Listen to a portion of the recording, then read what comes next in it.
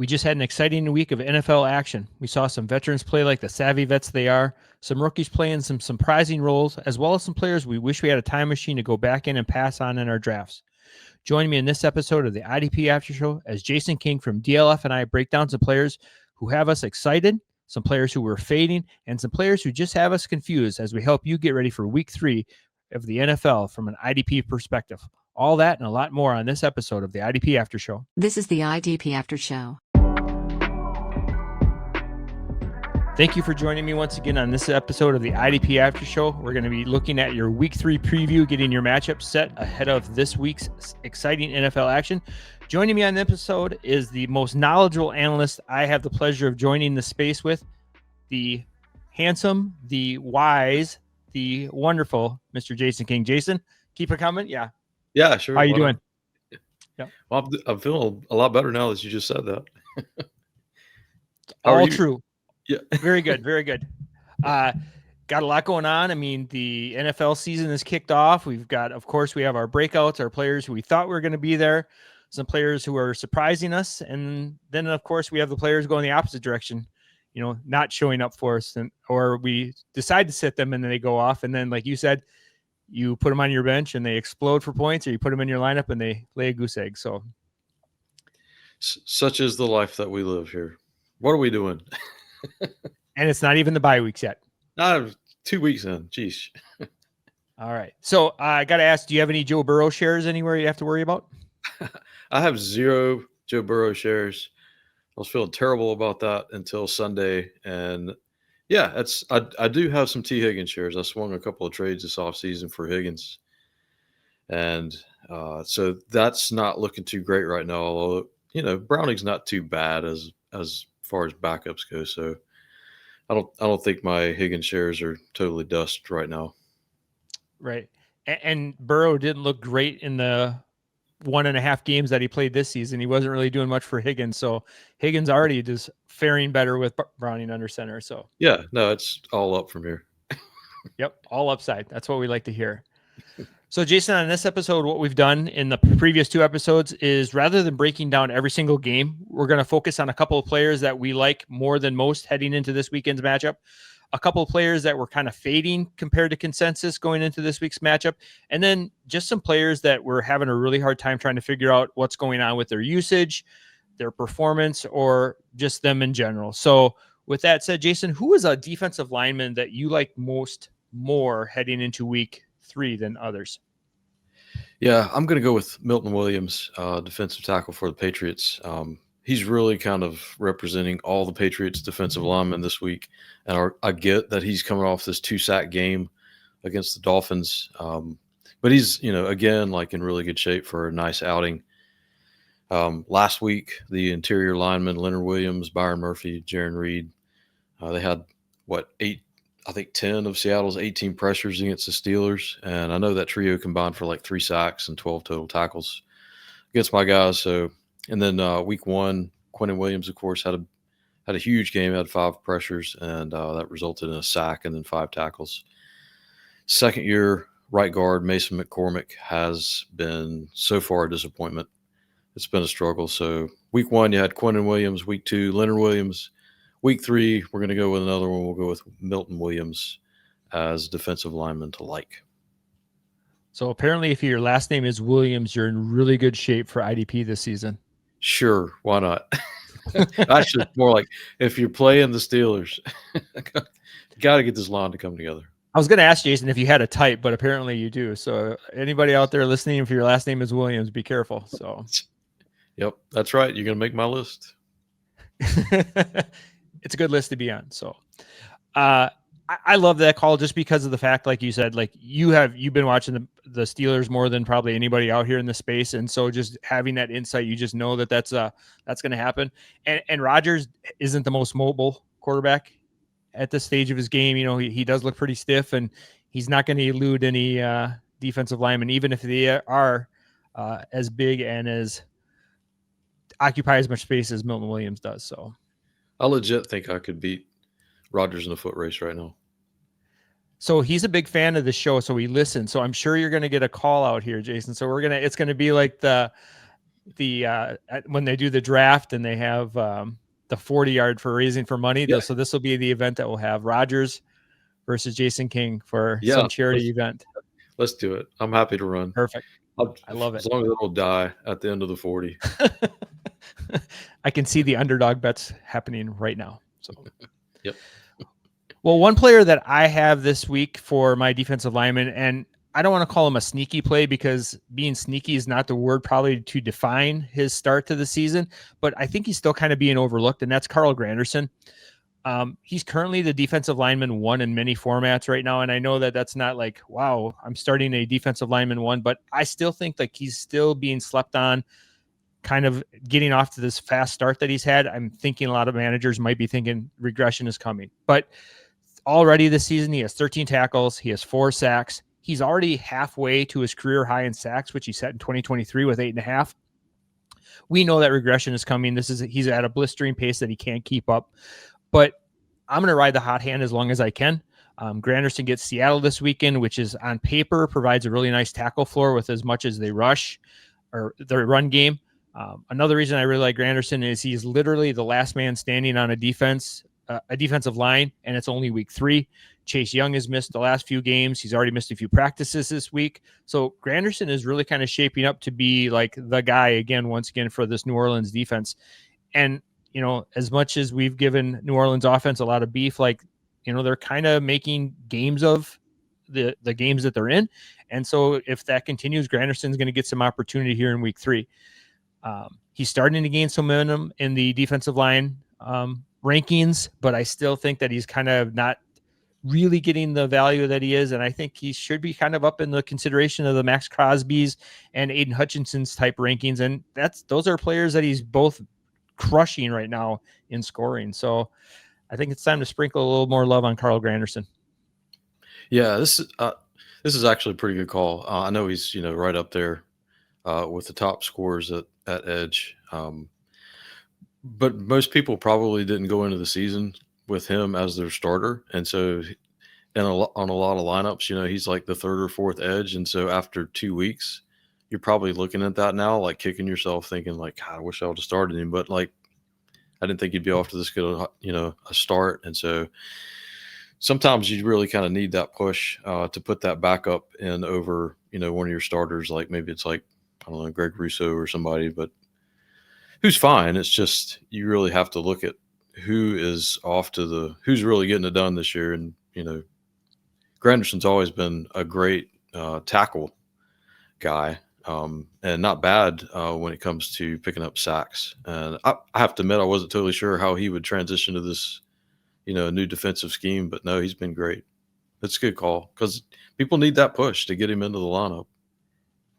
And I think you said it really well too, Jason. When you have a player that's on your bench and you're just like hesitant to put them in, but they're producing and you just kind of get disappointed. You put in, like you use the example, you had Luvu in your lineup, and stuff like that. And you just kind of need that. Sorry, I didn't mean to bring up old wounds, but just putting Luvu in your lineup, and then it's kind of need that push to maybe put in a player like Granderson over him, just so you can like get those points.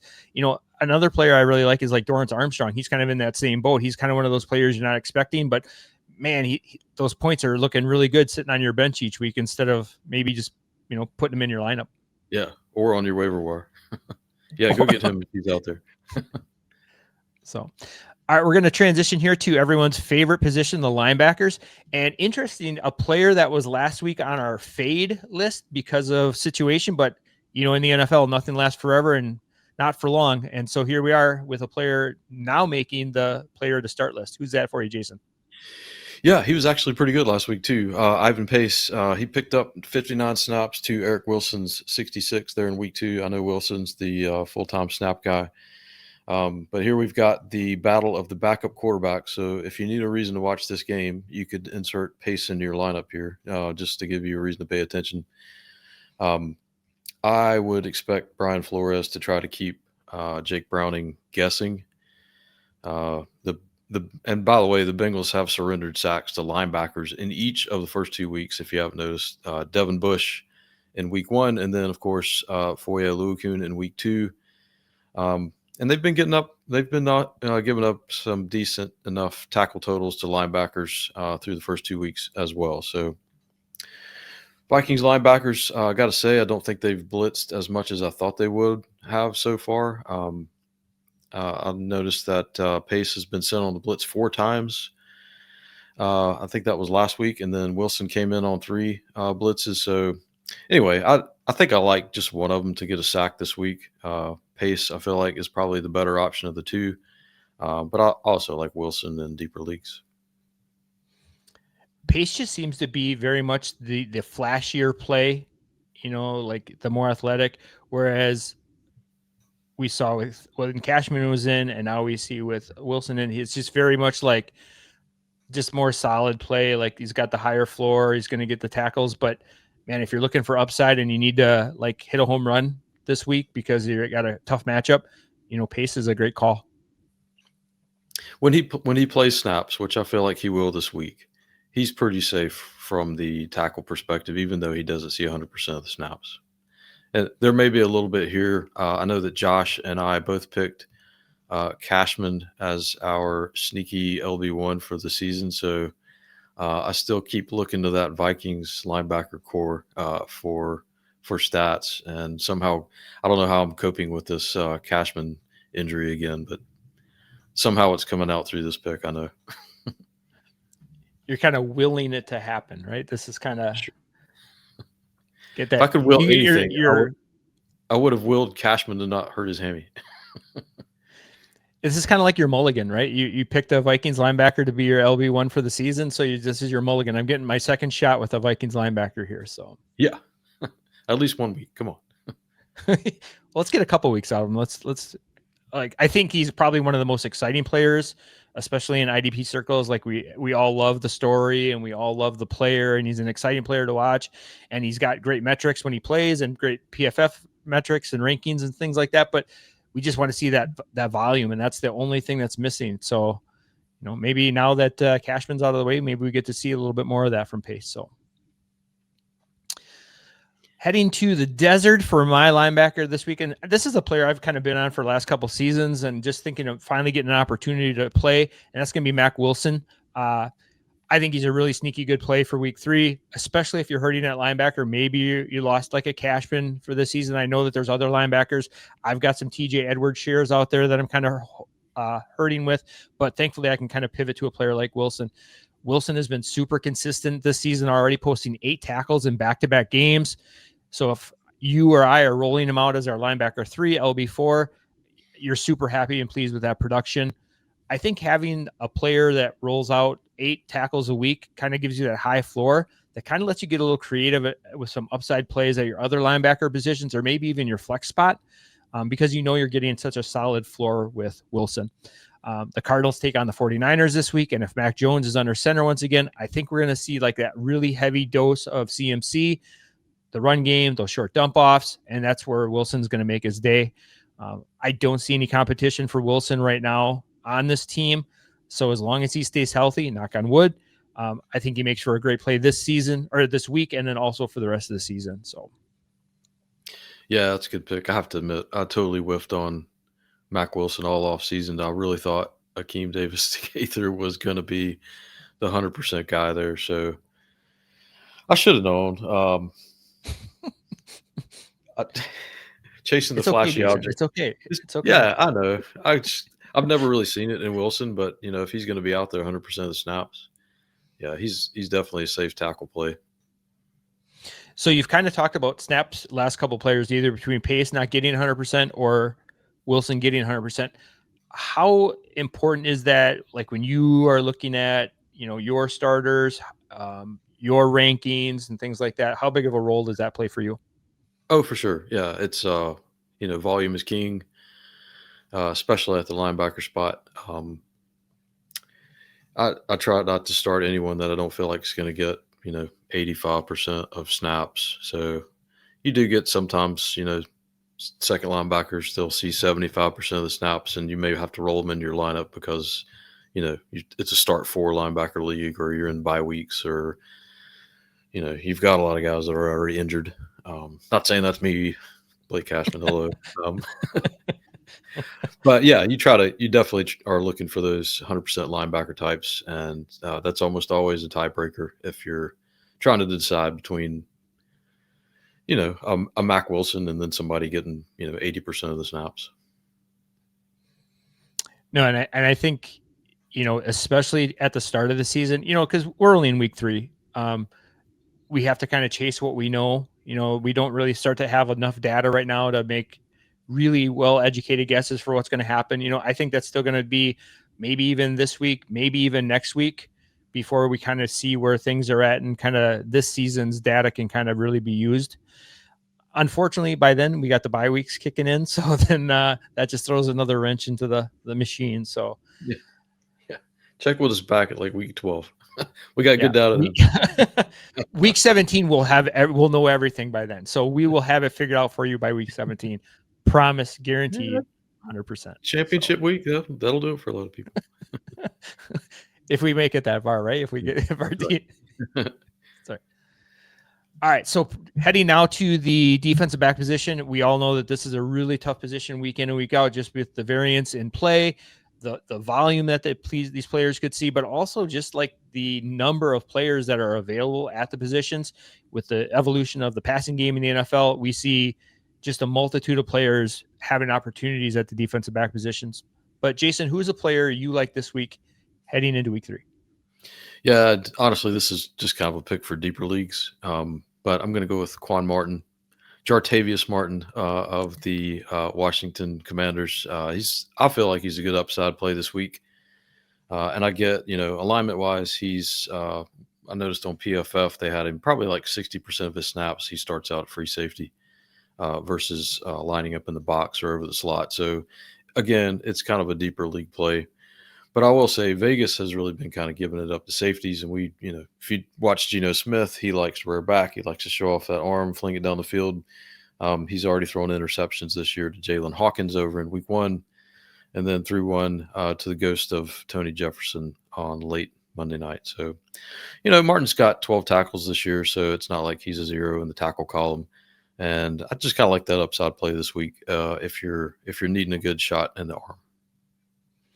When you say deeper call here, Jason, what are you thinking here as far as like, is he top 36, top 48? How deep are we thinking here? Yeah, I kind of think of it like maybe if I'm thinking of a league that I'm in it's 32 teams, but they're 2 copies of players, and you may be starting 3 safeties. And so you're looking at your roster and like maybe this is the 3rd safety. That way you're getting yourself some upside in your lineup.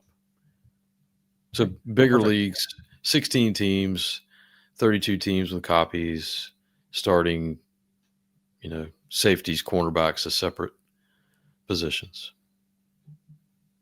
Okay.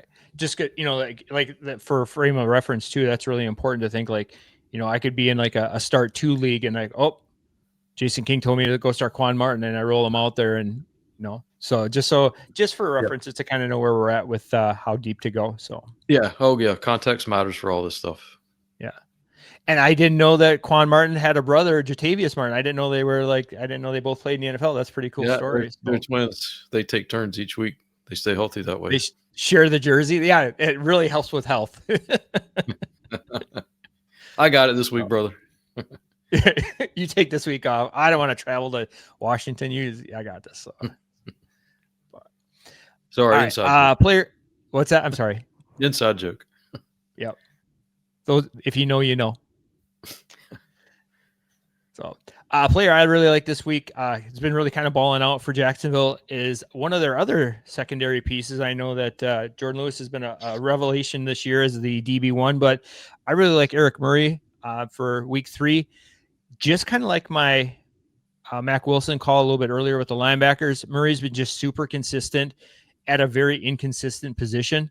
Murray's already posted 6 tackles in week 1, 7 in week 2.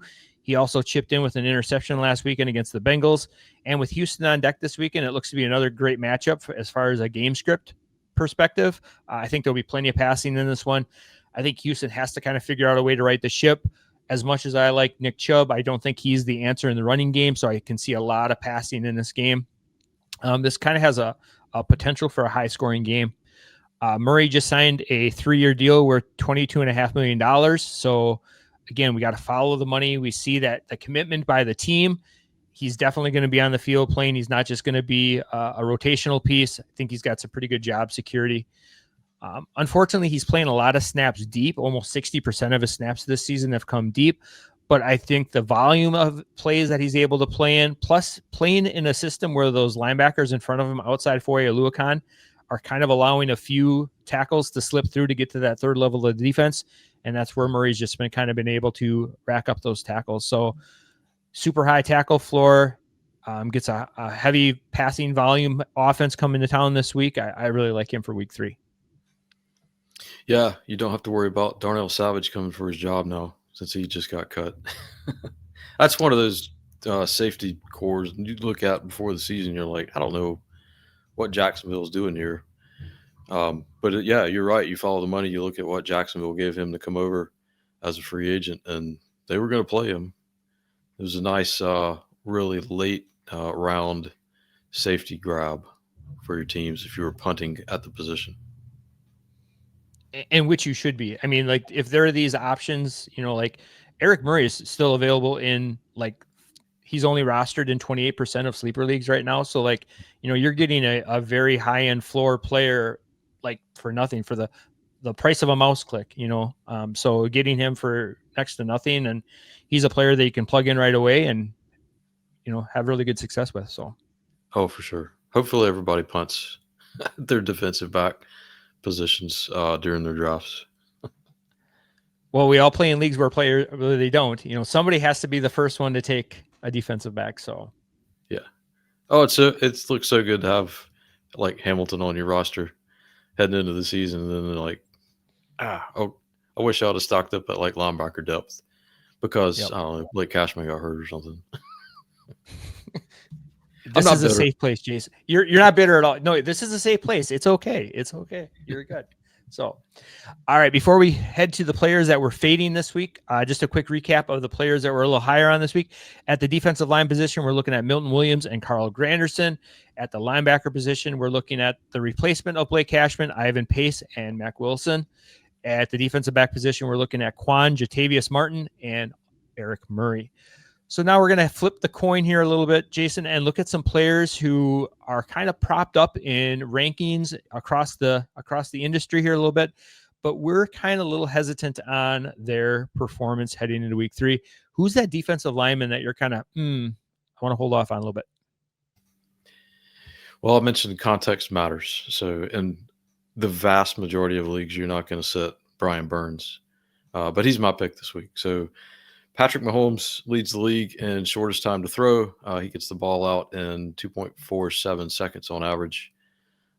Last year, I feel like was a little bit of an aberration for Mahomes. He took 36 sacks last year, but he's typically, down into the mid to upper 20s in sacks taken. So we know that he just doesn't take a lot of sacks.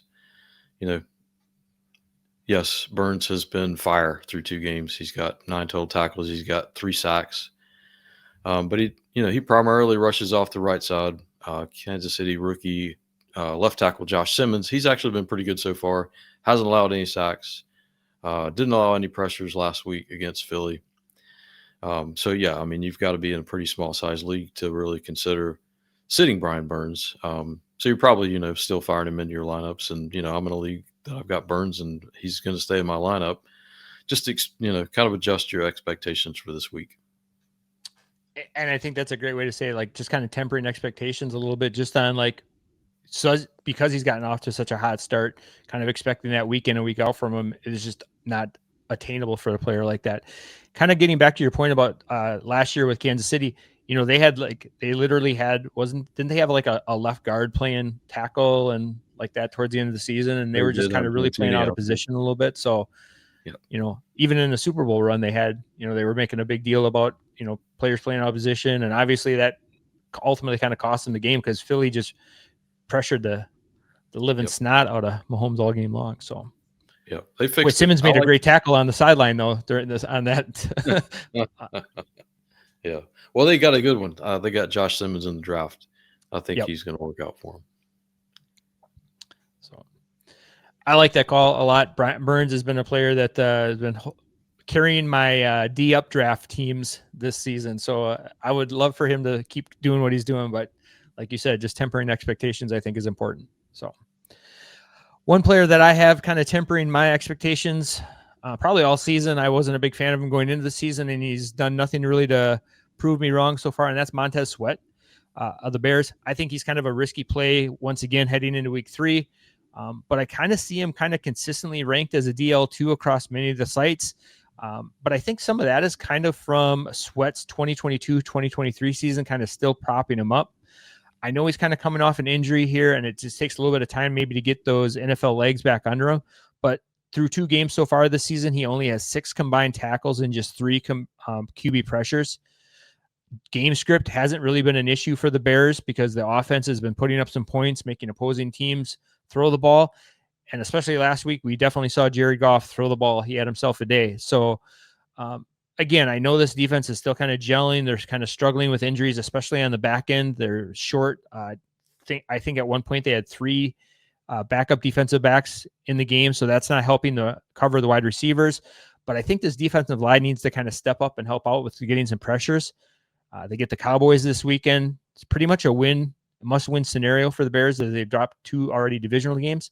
But I just don't see a reason why Sweat is going to kind of have this is his breakout week or get it back on track week for him. So he is a player I'm definitely kind of holding off on.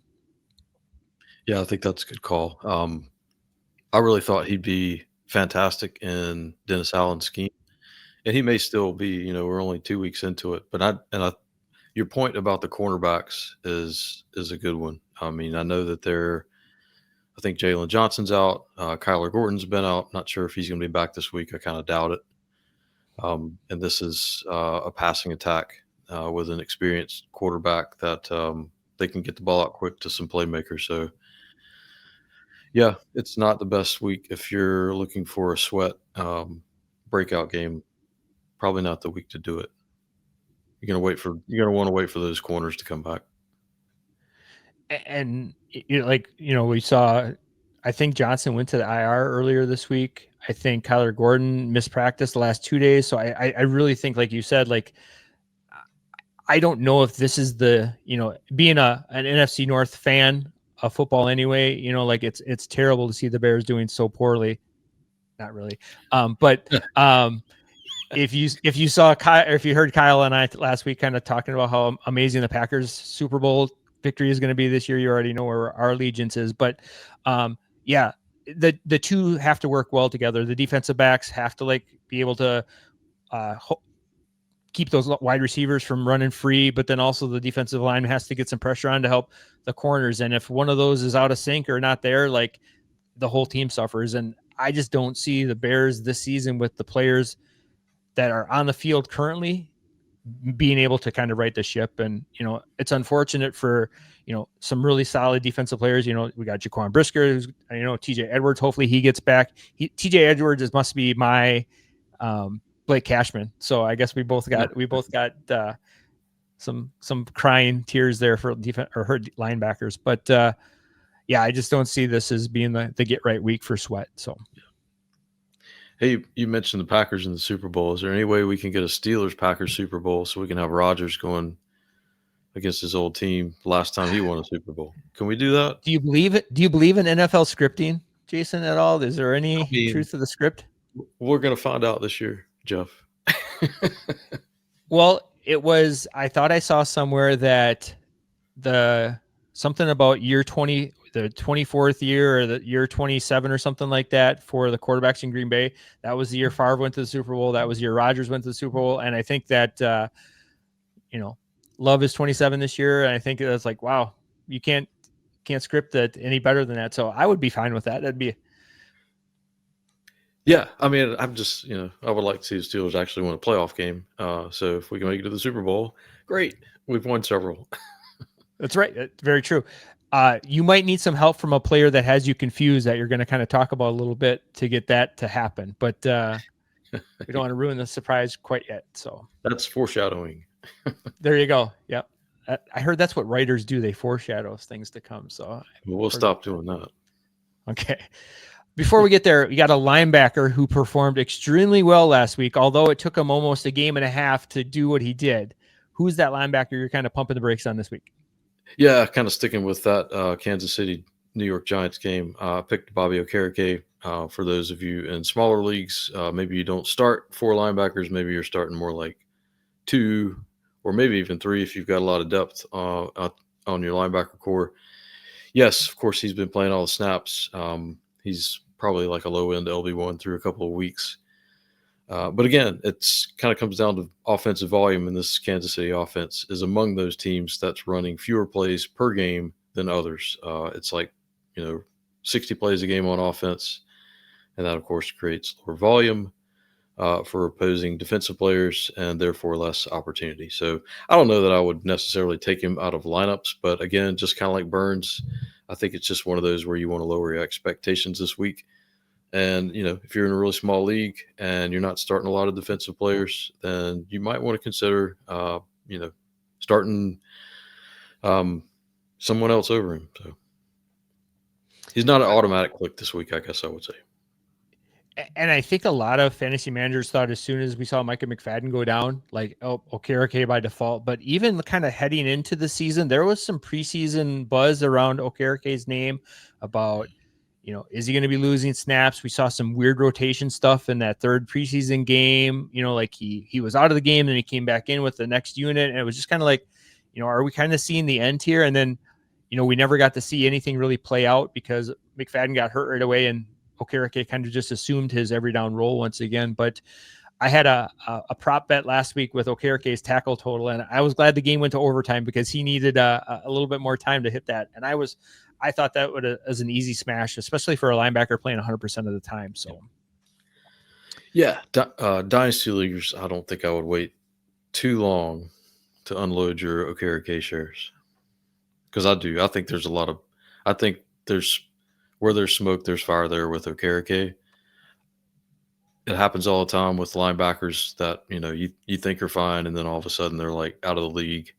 They're journeymen. They're getting picked up on practice squads, and it just kind of comes out of nowhere.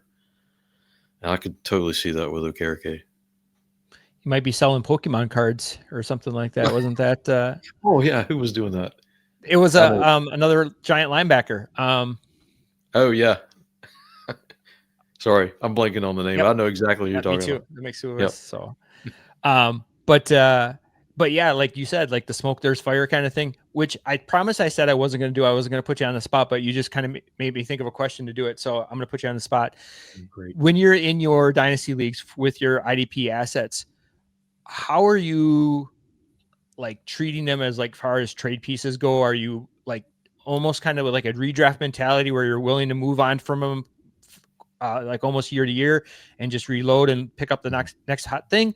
Or are you kind of like, I'm going to kind of hold those pieces and ride them to the end? Yeah, I'm definitely not riding them to the end. It kind of goes hand in hand with making sure that you're working the waiver wire and looking ahead from season to season. It's not the most difficult thing in the world, in my opinion, to look next year out, look at contracts, look at where players are at in their career, and pay attention to beat writers, certain beat writers for teams, and figure out like who's next. Like Jamie Sherwood last year is a good example of the buzz was building for him. You knew that like they were just kind of in this place where, CJ Mosley's getting older. He was dealing with injuries.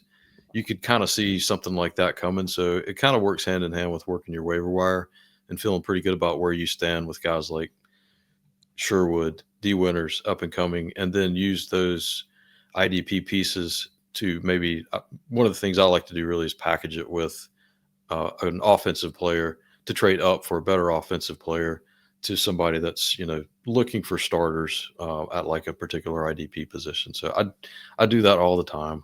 You don't want to leave yourself too short-handed, but you can mitigate it by working the waiver wire, kind of getting guys like your Eric Wilsons who pop in because of injuries, and then, just staying ahead of the next wave of players that are just coming into positions that didn't, they're not on rosters. They're not costing a lot of draft capital. And it's actually not that hard to do at linebacker. yeah, so that's kind of how I do it. That's fantastic. That's a fantastic insight. Really good take. Really well explained, Jason. So last follow up here to that. Is there a player that is going to be on your roster till the very end? Do you have a playing with your heart, not your head type of player? Well, it's guys that I didn't do that with. It's like your Bobby Wagner's. It's like you can't do anything with Bobby Wagner now. Right. Nobody wants to trade for him. Yep. And I'm going to start him every week because he still puts up good numbers. So he's at a point now where there's no trade value for a guy like Bobby Wagner for whatever reason. But he still puts up points, so you just leave him in your lineup. And so, yeah, I mean, any place I've got like a Bobby Wagner now, he's riding it out. He's with me until he's done or, just totally walks away.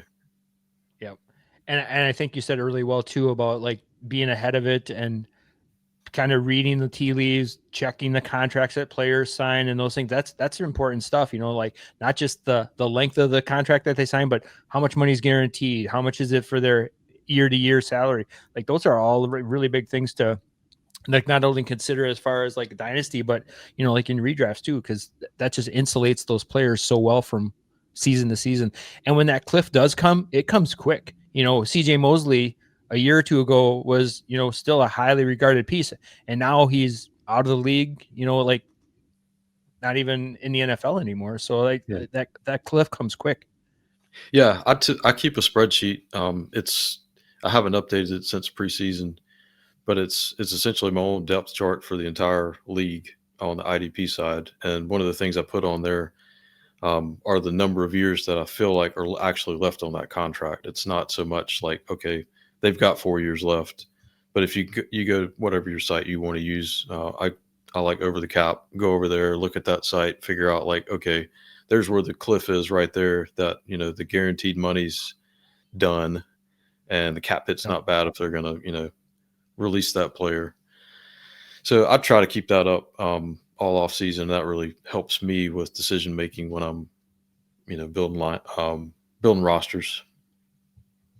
Selfishly, Jason, is that like an article that you write or something that you put out somewhere? Not to see your spreadsheet or anything, but is there like, at the end of the season, or do you write an article, put something out, tweet, whatever it might be that, hey, these are some players that you might want to get out from under right now?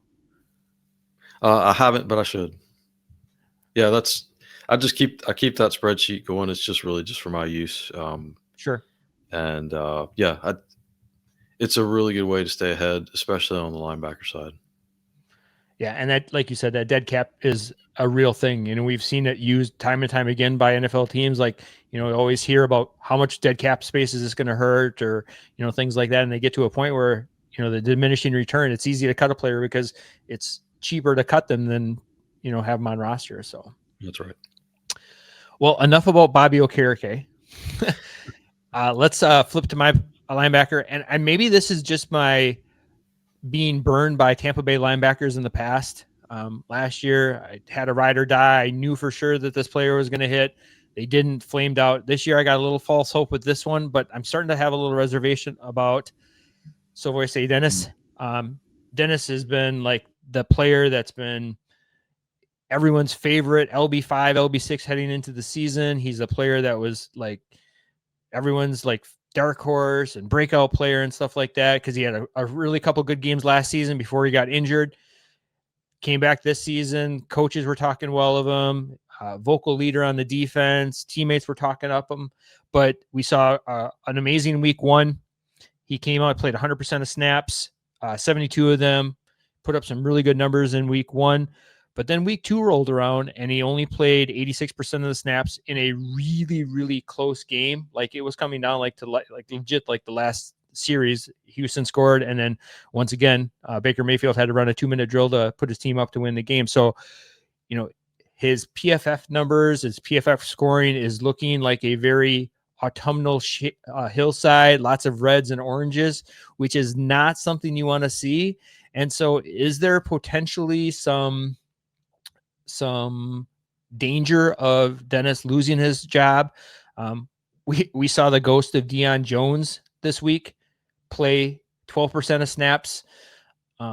not that Deion Jones is probably going to take over Dennis fully, but for a player that many managers were kind of banking on and being their LB3, LB4 this season, now all of a sudden we start to see some dents here. And like you mentioned earlier, where there's smoke, there's fire. Is losing snaps to Deion Jones a little bit of smoke. So I don't know. Yeah, it could also be just the coaching staff giving him, a little bit of time to kind of watch from the sideline if he's struggling that bad. Or, sometimes these also players deal with injuries that we really don't even know about. I would look at that situation, and I agree, he's totally a fade right now. I don't think you can trust putting somebody like Dennis in most lineups. But I don't know who they would replace him with. It sure shouldn't be Deion Jones. Then again, I see Devin White out there running around playing 100% of the snaps. The ghost of Devin White. His last name isn't Williams, but White was on the show last week as a player to start. So he was and he's been definitely doing well in the desert. So Sin City's done well for him. Does well for a lot of people. Not this guy. Not me. So to wrap up our fade players, we're going to head to the defensive back position, and we got a pair of teammates here, and this was not by design. So, Jason, who is your player you're fading at the defensive back position heading into week 3? Yeah, I think it's a good week to just leave Kenny Moore on your bench against the Titans. Typically he's a stronger option in cornerback required leagues. But, Cam Ward as a rookie just isn't providing a lot of pass volume right now, especially to the slot receivers, which is, Tyler Lockett. He's their primary slot there in Tennessee, and he's only been targeted 4 times in 2 weeks. So not a lot of volume coming Kenny Moore's way. Not to say he might not get a sack or something like that because, he's a good blitzer. But the volume's just not going to be there to support a start. So I would just go find a better option. There's got to be some out there on your waiver wire, even in some pretty deep leagues. So just go read Johnny the Greek's cornerback corner if you need some options. Yeah, I was able to pick up Jordan Lewis in a couple leagues today even, and he's like the defensive back one across the leagues. And, that's a premium position. Like you said, like the transition from safety to that slot corner spot for that IDP sweet spot that we've been kind of talking about for the last couple of years now is really starting to take hold, and we're really starting to find some diamonds in the rough at that position and some true league winners there. So, definitely a spot to check out, and a great call for mentioning Johnny the Greek's article too. So, yeah, if you're not reading Johnny the Greek's article and you play in a quarterback required league, like change that, go read it. It's great stuff. Unless you're in one of our leagues, don't. Oh, yeah. Well, nobody pays attention to me in my league. So. I hardly doubt that. So I'm going to take Kenny Moore's teammate here, and I know that this one's probably going to be a little spicy, and I'm probably going to get a little pushback on this one, but I'm actually having a player that's been a top defensive back for the first 2 weeks, and that's going to be Cam Bynum. Right now, Cam Bynum is the DB12 in a lot of scoring formats, and it's tough to start a player that's the number one at a position. But right now in Big 3 scoring, Bynum has 30 points over the first 2 weeks of the season. Good for, like I mentioned, DB12. But a majority of his points have come on big splash plays. He has 2 interceptions through the first 2 games. But that's not a very sticky stat, something that's not being able to be replicated from week to week. Bynum only has 7 tackles on the season. He plays a ton of deep safety as Nick Cross is playing a lot of the box alignment. I don't hate the player, but we saw last season with Xavier McKinney, when those interceptions don't come, his scoring kind of tanks. And so if I'm rolling Bynum out, I really want to pair him up with a really high floor tackle safety. So that way I've got a little insulation in my starting lineup, because Cam Bynum, he's going to have a week where he's going to get you 2-3 points because he's not going to get an interception, and he's not a tackle machine. They're playing as deep as he is. So, Cam Ward is more than capable of throwing up an INT. And again, you might get lucky and get the hat trick this week with Bynum there, but I just don't think this is a sustainable run that Bynum is on. So I'm looking to cash out if I can in a redraft league or a dynasty league where I can see a team that's kind of struggling at defensive back. I'm always punching in on trades with defensive backs anytime I can. So Yeah, it really is hard for those guys that just play deep and kind of roam the back end as, the single high safety. It's really hard for them to sustain, that production because they are just so dependent on big plays and splash plays. And, it can happen. I'm thinking of the Lions free safety, whose name I'm totally blanking on last. He had a great year last year, but it's so much, there were so many interceptions that it's just not, anybody that drafted him this year, you really overdrafted him because there's just no way to keep that kind of volume going on the interception side. So yeah, that's a good call.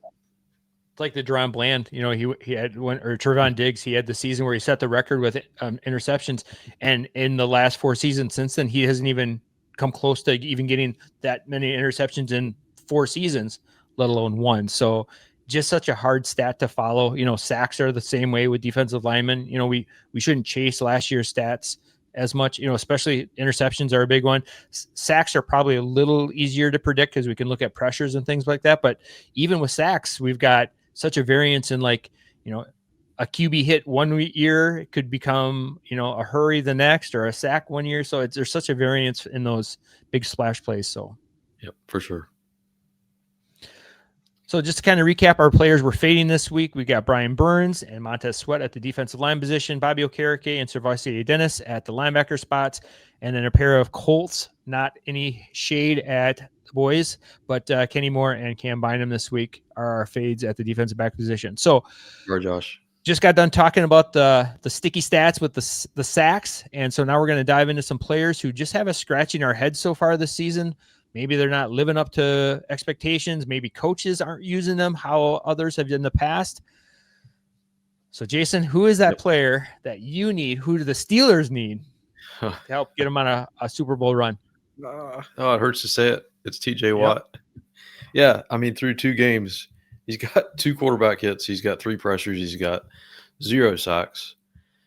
Week 1, I expected a big week. He went up against Armand Membo, the rookie, making his debut. He got totally shut down.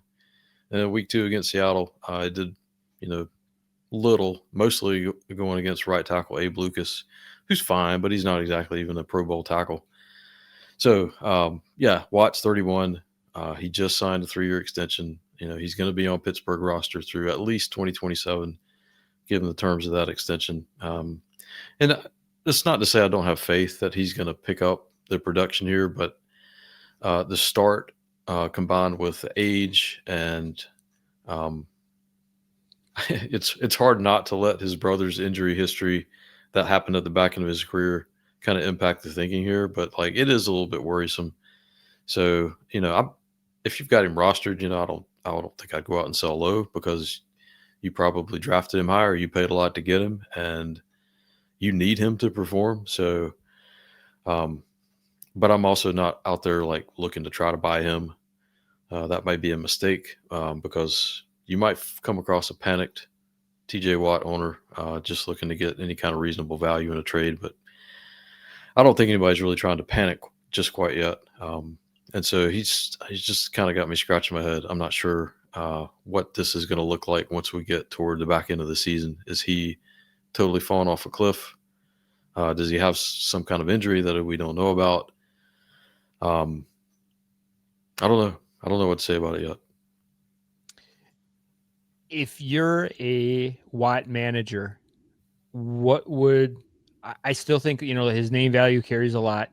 Yeah. A Watt manager is probably going to want more for him than what a lot of other managers are going to be willing to give up, especially with the first 2 weeks. But what would a trade look like for you, Jason, in the league? Let's say it's a start 3 defensive line league. What is it going to take to pry Watt off your hands? Well, it could be one of those situations where you're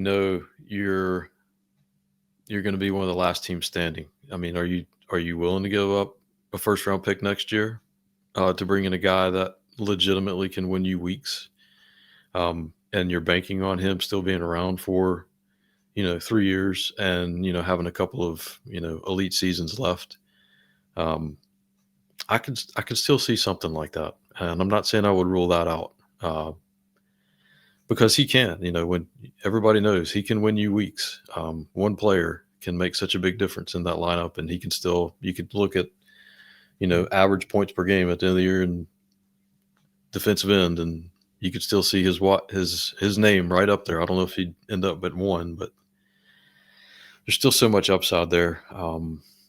I might still consider like a late first round pick. Yeah. Last one here before you. What do you think that the rash of injuries the Steelers are currently with? Alex Highsmith is probably going to miss a handful of games here.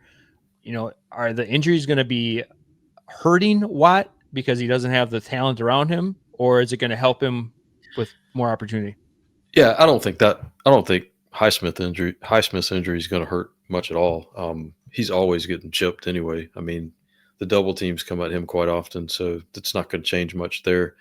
And Herbig on the other side, he's pretty good in his own right. So I don't think that's going to amount to any kind of difference for Watt. Are you a Jack Sawyer fan? I mean, he plays for Steelers, so yeah. Yeah, no, I like him. He's definitely flashed so far. I feel like they can go 4 deep now at defensive end when everybody's healthy. All right. A player that has me and probably many fantasy managers scratching their head. He's a player that probably went higher in drafts than, obviously now it's easy to sit back and say he shouldn't have went this high, but Big Bob Spillane is just one of those players right now that just has a scratch in our heads. He was literally a league winner last year for the Raiders. But this year he's fallen on some pretty hard times.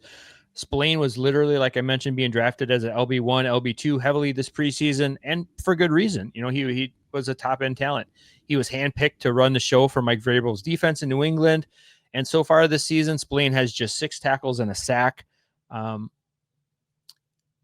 so when we look at like where he is at, he would do that kind of stats in one game last season. So what's up this year? So one thing that it might be, besides the scheme change where he thrived last season, he's being used a ton as a blitzing quarterback linebacker right now. Last year, Spillane had 13 total QB pressures the entire season. He already has 5 this season. We love that for big plays in big play leagues, but I don't know if Spillane is necessarily that guy. He feels like he's trying to be used or is trying to be something that he's not, and it's kind of hurting his metrics.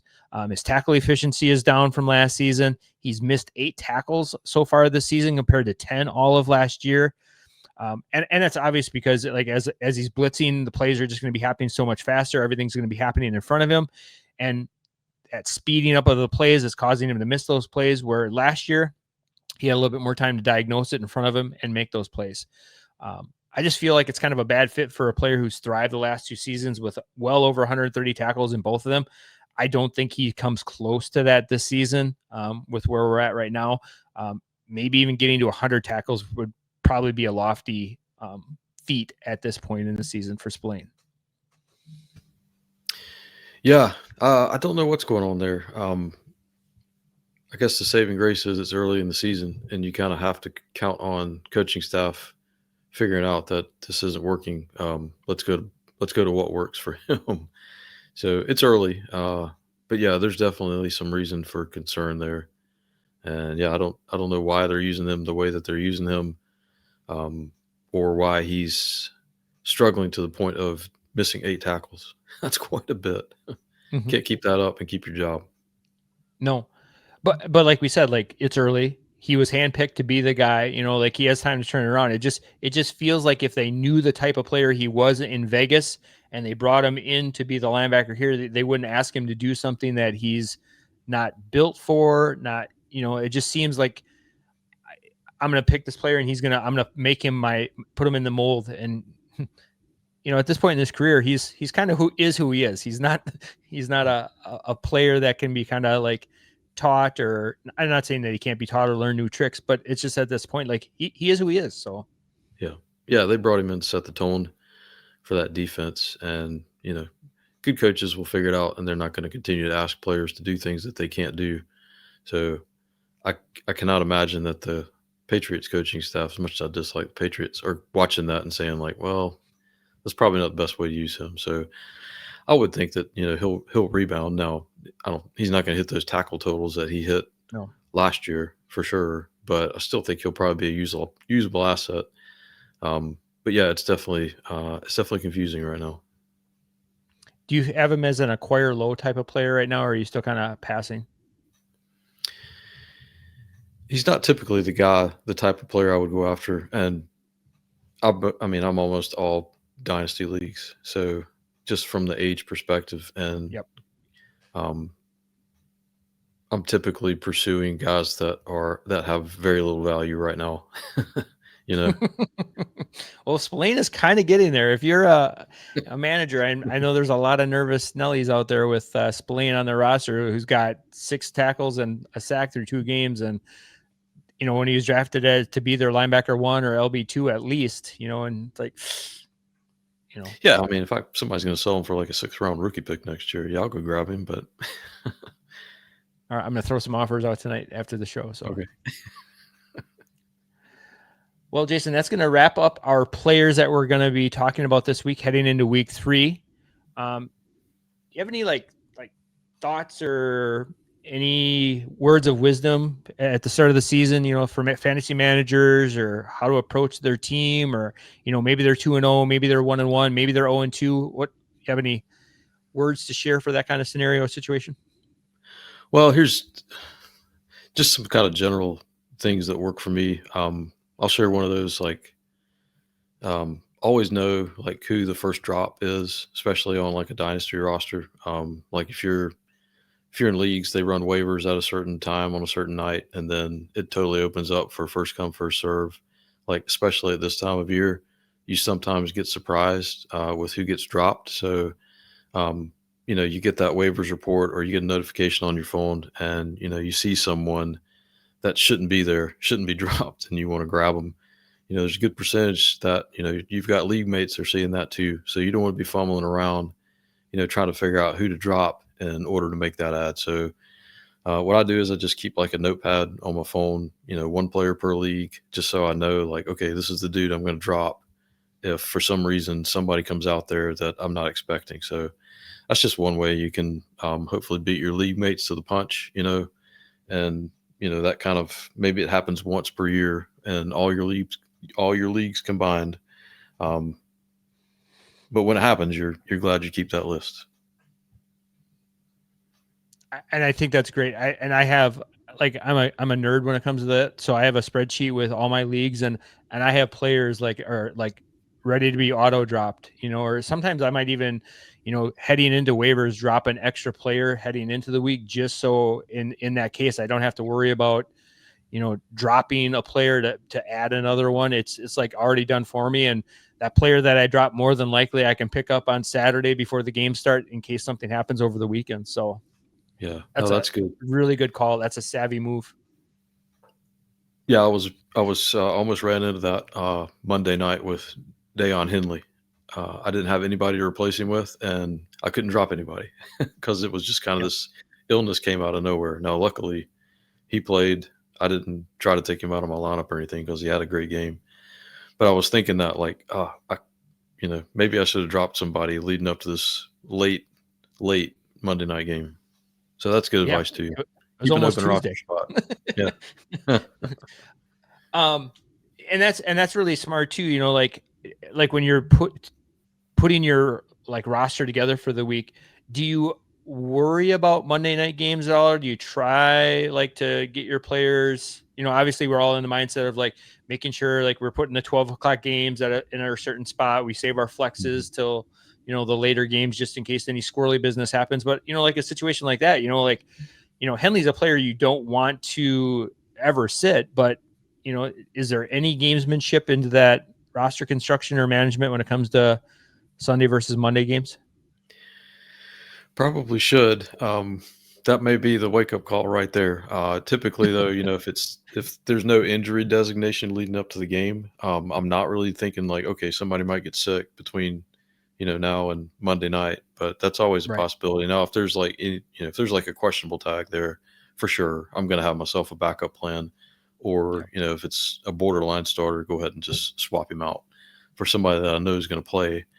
And the injury ones, an illness or a sickness is actually pretty tough. Like you never expect that. And No. in most leagues, the roster spots are pretty valuable, especially for the way I play, where I'm always trying to look ahead. And so I'm rostering a lot of guys like maybe it's like Tatum Bethune or somebody like that.